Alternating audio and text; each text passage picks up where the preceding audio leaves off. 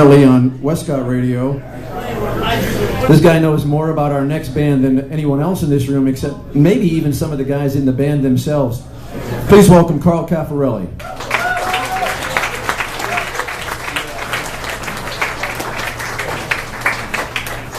Thank you, Dave. Good evening, everybody. Oddities of the world. That seems appropriate. I want to give you a little bit of context for something that seemed really, really odd in Syracuse in 1977, and that was our next honorees, Syracuse's own power pop powerhouse, the FlashCubes. This is your context. Times change. Things change. Years ago, after an early FlashCubes gig, a club owner said he wasn't going to pay the band because whatever it was they had played, he didn't think it was actual music. In the late 70s, even as the Cubes were gaining followers, there were a lot of people around town who hated the FlashCubes. Or worse, thought that the FlashCubes were a joke. Well, tonight the joke's on them. Tonight we induct the FlashCubes into the Syracuse Music Hall of Fame.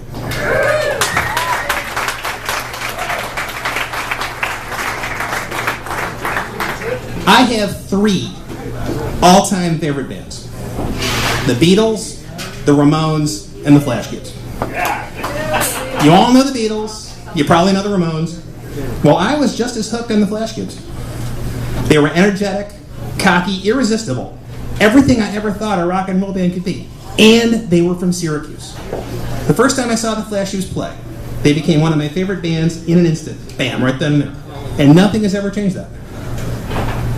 The FlashCubes began in 1977, a power pop band inspired by punk rock, but also influenced by the Raspberries, Badfinger, the Beatles, and the Kinks. They were 4 separate forces combined as one. Bassist Gary Frenet was a pop guy, through and through.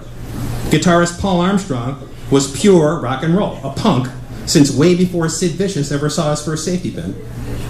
Guitarist Artie Lennon was a 6-string wizard, a kindred spirit to the artier bands you heard only on the fringes.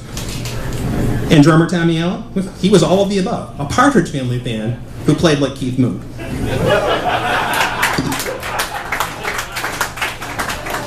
Together, the FlashCubes were the Bomb magazine ideal of Sean Cassidy plus the Sex Pistols, equals the power pop sound of the early Who. They wrote lots of original songs that lived up to their influences, and they put on a live show like no one else could. The FlashCubes' original career was brief. First gig was September 1st, 1977 at the Brookside, opening with a supercharged cover of Hold Me Tight by the Beatles. They did shows with The Jam, with the Ramones and the Runaways, the Police, the Romantics, Joe Jackson. They played in Buffalo, Detroit, Boston, New York, everywhere. Gerber music. They released 2 singles, Christy Girl and Wait Till Next Week, on their own label, Northside Records. And a major label deal seemed certain it was going to happen, for sure.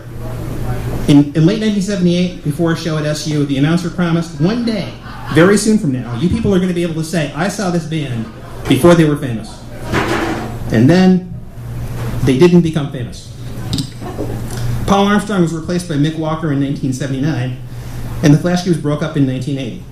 Not famous, not likely to be remembered, but oddly enough, destined to become legendary. Legendary?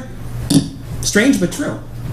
During their long hiatus from 1980 to about 1992, an international mystique grew around this obscure band from Syracuse, and somehow, through cassette tapes traded hand to hand, magazine articles, word of mouth, and the sheer growing devotion of people who just knew, the FlashCubes became known as the Great Lost Power Pop Band.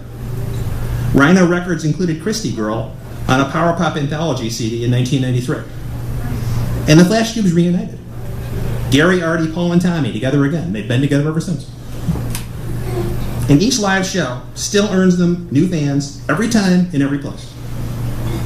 The FlashCubes even get called back for encores when they play at IPO, the International Pop Overthrow Pop Music Festivals, and no one gets an encore at IPO. FlashCubes have now released 6 CDs, including a live album from their first Japanese tour. Japanese tour?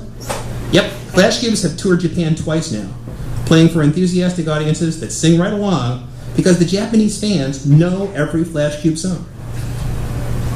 The FlashCubes' most recent album, Sport and Wood, won the Sammy last year for Best Rock Album. So I guess that club owner, you remember him? The one who didn't want to pay these guys because they didn't play actual music? I guess he was just another part of a familiar story. In 1962, the Beatles were told the guitar groups were on the way out. In 1976, a radio DJ ripped the Ramones' first album off the turntable and threw it across the studio, yelling, "What is this? We don't need this." And the FlashCubes were dismissed because they didn't play actual music. That all seems funny now, quaint, and on the wrong side of history. Times change. Things change. Because in 1962, guitar groups were just getting started. Because in 1976, pop music was in dire need of a 3-chord punk rock jolt.